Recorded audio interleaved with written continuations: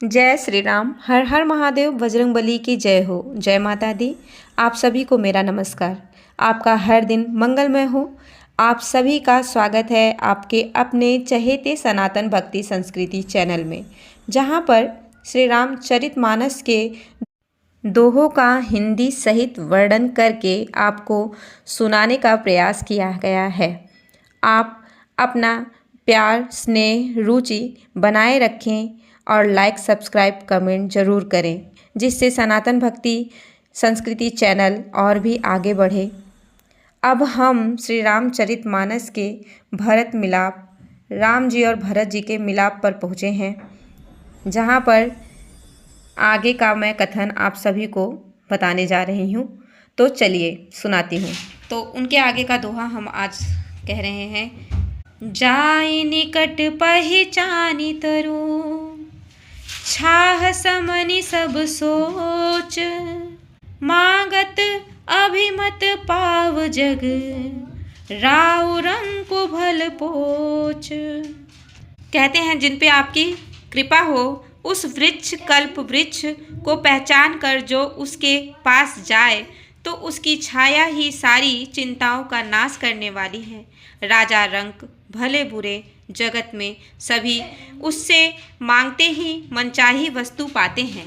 लखी सब विधि गुर स्वामी स्नेहु, मीटे क्षोभु नहीं मन संदेहु।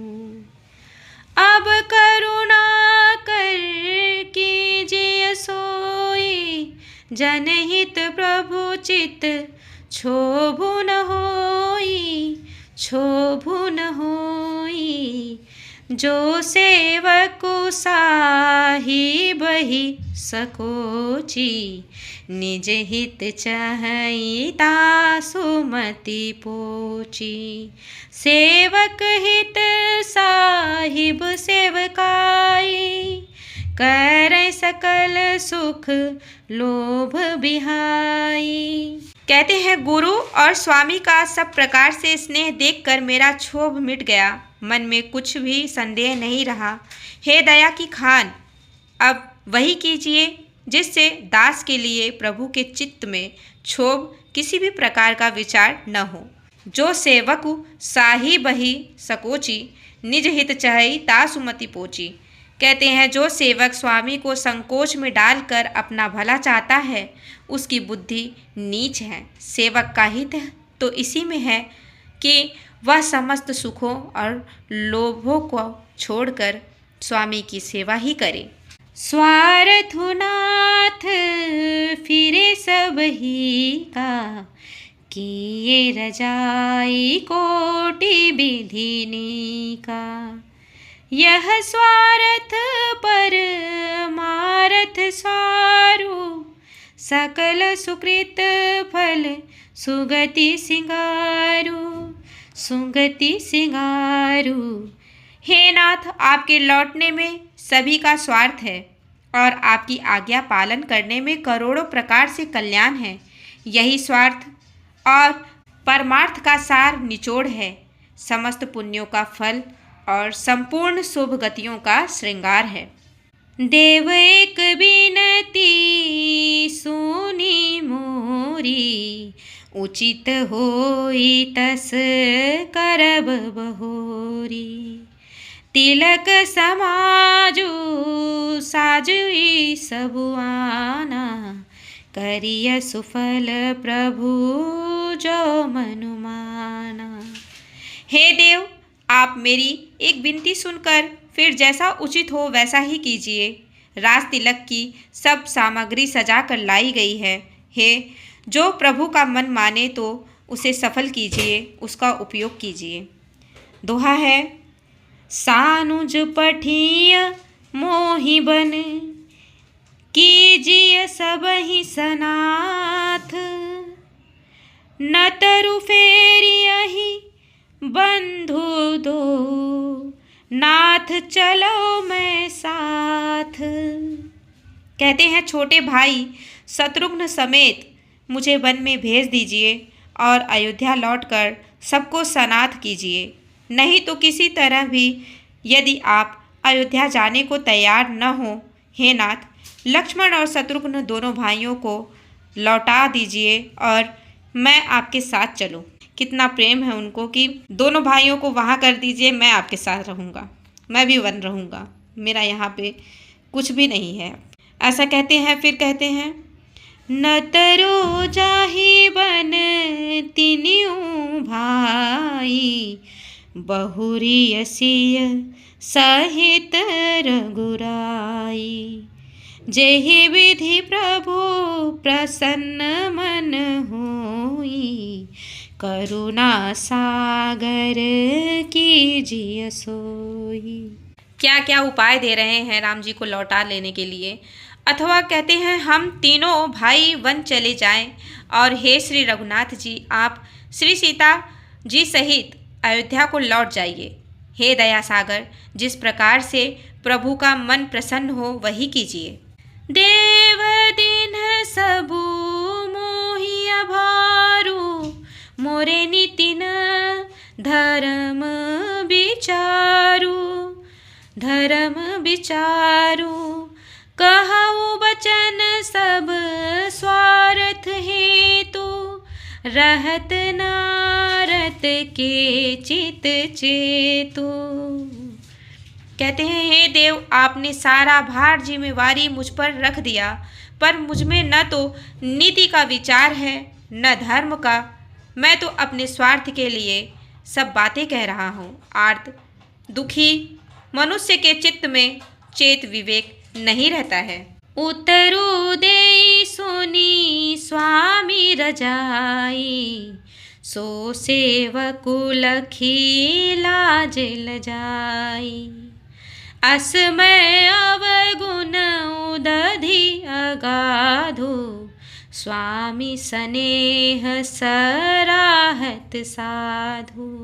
अब कृपाल मोहि सो मत भावा, सकुच स्वामी मन जाई न पावा। प्रभु पद सपत कहूँ सति भाऊ, जग मंगल हित एक उपाऊ, एक उपाऊ। स्वामी की आज्ञा सुनकर जो उत्तर दें, ऐसे सेवक को देखकर लज्जा जाती है। मैं अवगुणों का ऐसा अथाह समुद्र हूँ कि प्रभु को उत्तर दे रहा हूँ, किंतु स्वामी आप स्नेहवश साधु कहकर मुझे सराहते हैं। हे कृपालु, अब तो वही मत मुझे भाता है जिससे स्वामी का मन संकोच न पावे। प्रभु के चरणों की शपथ है, मैं सत्य भाव से कहता हूँ, जगत के कल्याण के लिए एक ही उपाय है। यहाँ दोहा है, प्रभु प्रसन्न मन सकुच तजी, जो जेहि आय सुदेव। सो सिर धरि धरि करहि सबु, मिटिहि अनट अवरेब। प्रसन्न मन से संकोच त्याग कर प्रभु जिसे जो आज्ञा देंगे उसे सब लोग सिर चढ़ा चढ़ा कर पालन करेंगे और सब उपद्रव और उलझने मिट जाएंगी। भरत बचन सूचि सुनि सुर हर से, साधु सराहि सो मन सुर बर से। असमंजस बस अवध निवासी, प्रमुदित मन तापस बनवासी। चुप ही रहे रघुनाथ संकोची, प्रभु गति देखी सभा सब सोची। जनक दूत तेहि अवसर आए, मुनि वशिष्ठ सुनी बेगी बुलाए। भरत जी के पवित्र वचन सुनकर देवता हर्षित हुए और साधु साधु कहकर सराहना करते हुए देवताओं ने फूल बरसाए। अयोध्या निवासी ने असमंजस के वश हो गए कि देखें अब श्री राम जी क्या कहते हैं। तपस्वी तथा वनवासी लोग श्री राम जी के वन में बने रहने की आशा से मन में परम आनंदित हुए, किंतु संकोची श्री रघुनाथ जी चुप ही रह गए। प्रभु की यह स्थिति मौन देख सारी सभा सोच में पड़ गई। उसी समय जनक जी के दूत आए। यह सुनकर मुनि वशिष्ठ जी उन्हें तुरंत बुलवा लिए। करी प्रणाम तिन्ह राम निहारे, बेसु देखी भय निपट दुखारे। दूतन मुनि बर बूझी बाता, कहूँ विदेही भूप कुशलाता। सोनी सकुचाई नाई महिमा था, बोले चरबर जोरे हाथा।